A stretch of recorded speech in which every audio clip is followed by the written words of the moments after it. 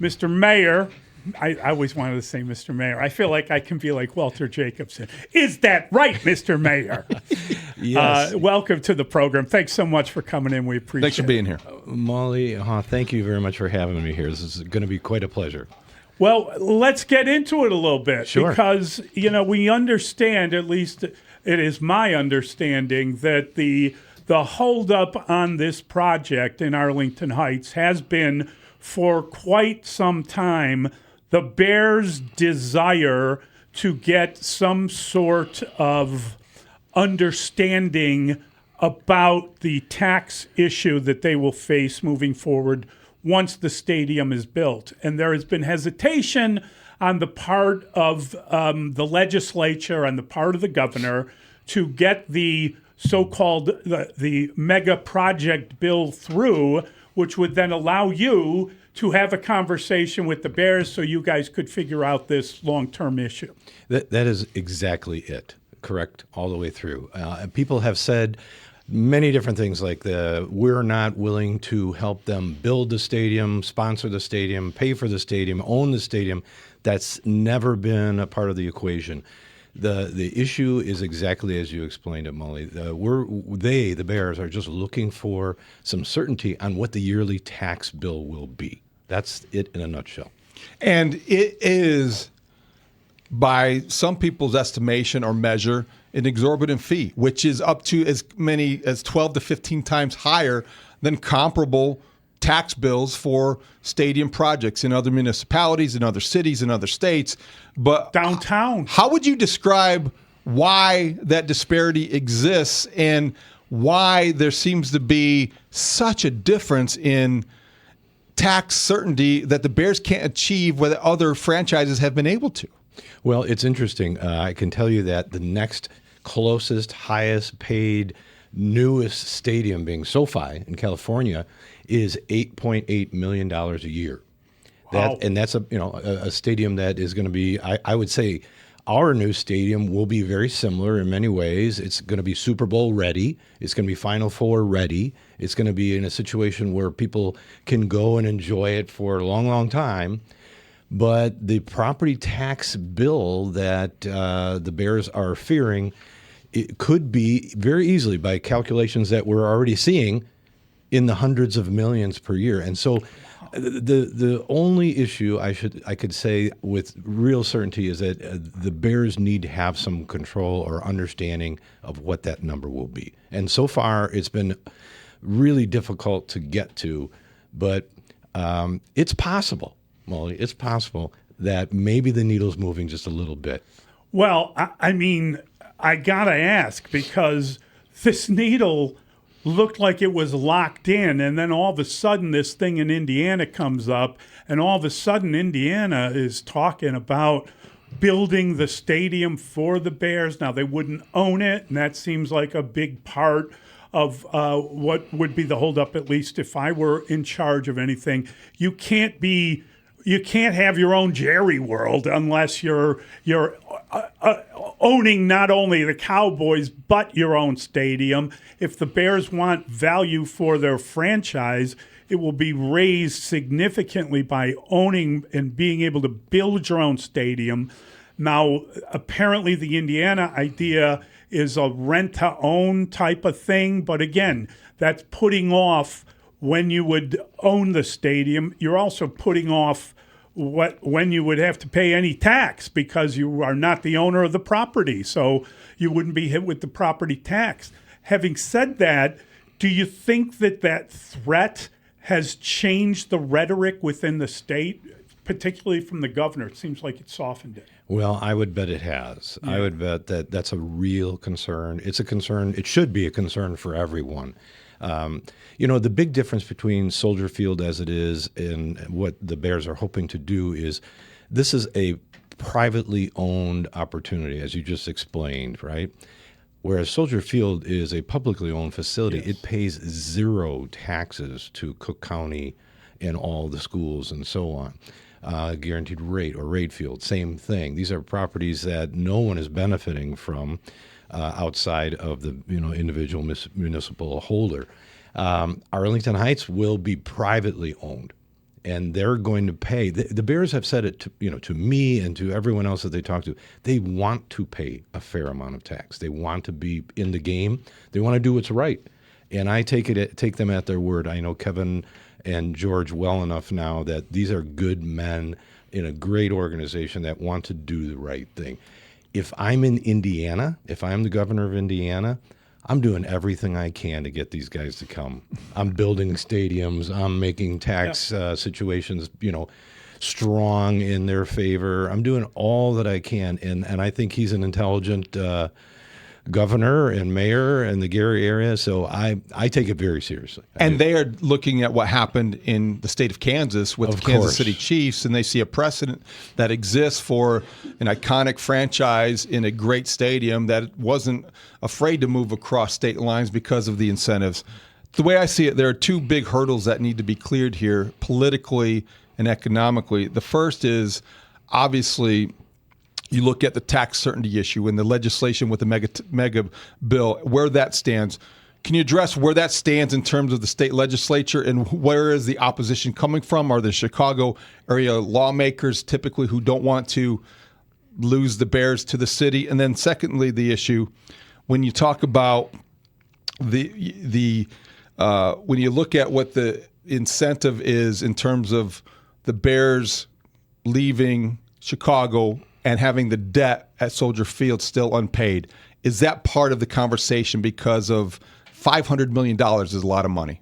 Yeah, no, I think both of those are very important factors to weigh in on this whole dialogue, this whole discussion. At the end of the day, what the decision will be. I believe, and you got to believe in your heart of hearts, the folks in Chicago are concerned about losing this franchise and moving out. But the reality behind it is that we're still in Cook County. Everything that gets paid, which is zero right now, as I just explained, there's no property tax in Chicago at the stadium now. In Cook County, out in Arlington Heights, it is going to be paid, whatever the number is that gets negotiated. And what was the second part of your question? In terms of the debt, that's retiring the debt at Soldier Field. I am not in at the table with all of these contractual negotiations, but from what I understand, the Bears paid their half of that debt.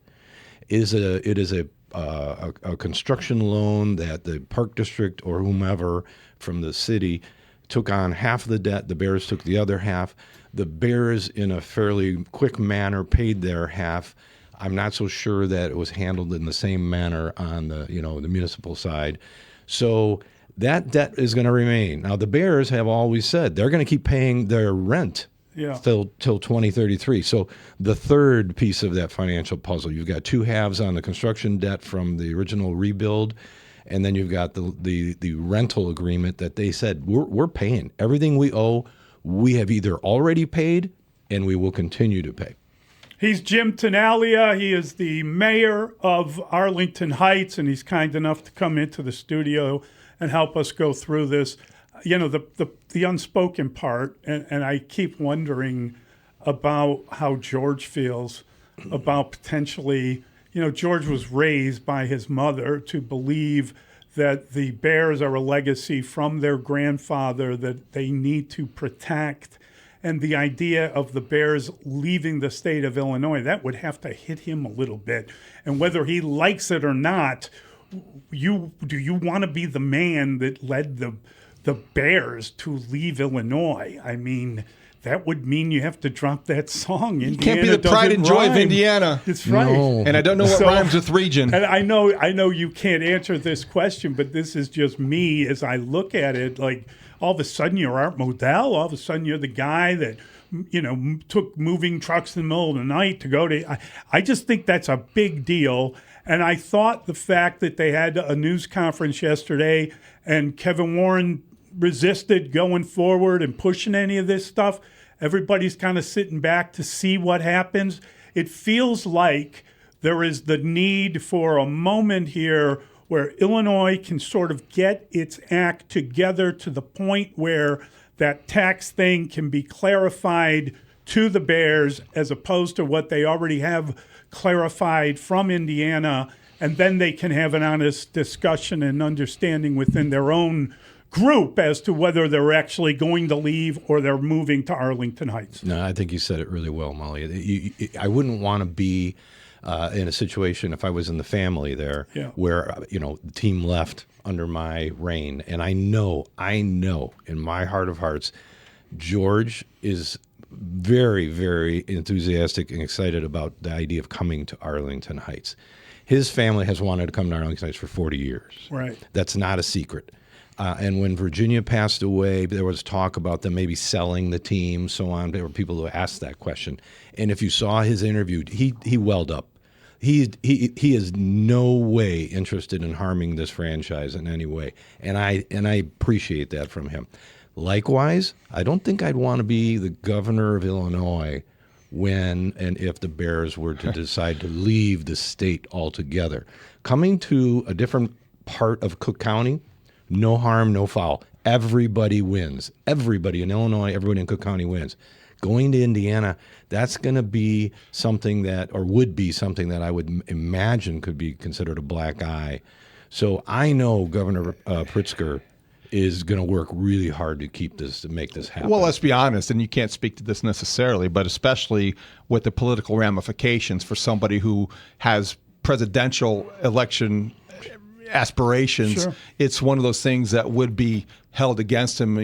You're not talking about just any ordinary business leaving state. You're talking about the Chicago Bears, an $8 billion enterprise leaving and crossing state lines. And that's why I wonder, we appreciate you coming here to explain this. We know last Friday as well, there was an event in Arlington Heights to be open and explain things to people who were there in the news media, to fans, to residents. Has the Indiana overture accelerated or intensified the public relations campaign surrounding this project? I'm sure it has. I'm sure it woke up some people. You can't imagine ignoring it. That would be death-defying, I think, for the whole program. So I'm confident that, and that's why we did what we did. We talked about that and planned that arrangement for 2 weeks. And the day we had it on last Friday, I think it was really well attended. I think we had one main talking point. The whole thing was really focused on educating the residents, educating the legislators, educating everyone who was interested in this, that this is not just a Bears bill. This is a mega structures bill that any big enterprise can use to stay in or come to Illinois. But it's not about a handout. No one is asking for money. And I tried really hard to make that clear in all the words that I use, that nobody's offering the Bears money to build their stadium.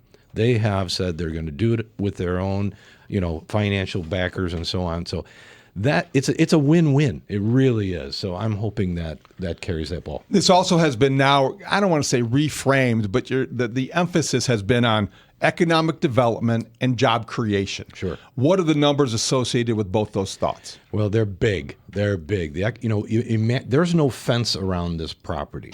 This is 326 acres of land that they're going to use immediately, maybe 100 of, to build a stadium that can handle the Super Bowl and everything else with security around it. That's one of the issues, as I understand it, that is forcing them to, kind of steer away from Chicago, because there's not enough land in those areas to handle these requirements from the NFL and so on. What will happen ultimately is this thing will sprawl onto the whole 326 acres. More development will happen there. And then beyond the boundaries, because there is no fence around it, you'll see more building, more construction, more activity. And all that means is economic impact. It's an engine that once it gets started, you're going to have to work really hard to shut it down, and it won't happen. Well, I mean, as someone that has spent far too much of his life at Arlington Park over the years, I was lucky enough to get a tour to see, I mean, what an unbelievable facility that was and how deep it ran. And good God, you wonder, like, you must go crazy. You blink and you think, what could that be? I mean, there could be, there's already, a hotel right there from when the park was there. I don't know haven't been up there in a while because racing's dead. But it just, you it could be an entire entertainment district. There could be new housing. It could be, it is a massive undertaking that could go on for generations. And it will. It will. This is something that is not going to happen in 3 years. They're saying that a stadium like this probably will take 3 years to build. Yeah. But there's probably a 15 to 20-year project all in by the time the other buildings are all built there. Wow. And it will be, as you just said, Mully, this is going to be an entertainment destination complex. Right. Where you can go and enjoy what happens there all day, every day, and then on games and on concert days and different events like that. Imagine flying into Chicago, into O'Hare for the weekend or whatever, and you come downtown to Chicago, and you go to the museums, and you do all the great things on the lakefront, you do all the things that everyone does anyway, and then you jump on a train, and in 35 minutes, no cars, no hassles with parking. You open the doors at Arlington Park and you're staring at this new Bears facility. You don't have to worry about anything. Get off the train, enjoy the day, get back on the train, head back down to Chicago, finish your weekend. Sounds great. And then get on the plane and head out. Ideal. We used to go out to Suntory Sundays at the track. You just jump on the train. It's right there. You literally get off it, you're at the track, you're back on the train home. It's fabulous. Yeah. You're right. You've just been elected in the past year. Congratulations, by the way. But how far back does your Bear fandom go? Did you grow up a Bears fan? Sure. And who was your favorite player? Walter Payton, of course. I've been. My family moved to Arlington Heights in my 4th grade, so that was in 1971. So I've been there all my life, basically, other than I went away to Iowa State. A lot of bad quarterbacks. Oh, my gosh. Have we not seen a few? And I won't say they're bad. It's just that they haven't been as good as somebody on the north side, right? Oh, boy. We've been having our challenges, but my, do we have something going on now? Ben Johnson and Caleb and everyone else. It's so exciting. It's so exciting. We're all Bear fans now for all good reasons, and it's fabulous. Great stuff.